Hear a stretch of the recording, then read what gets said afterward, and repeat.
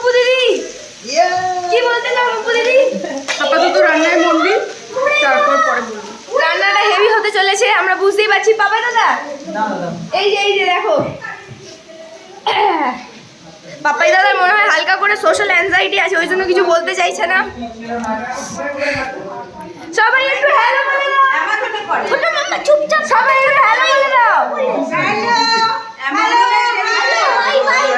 Hello.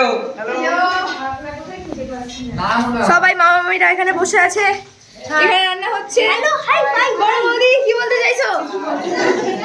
আমি কিছু বলতে চাইছি, পকোড়া ভাজতে ভাজতে আমি ঘেমে গেছি, তো সুস্মিতা শুধু হেল্প করছে আমার।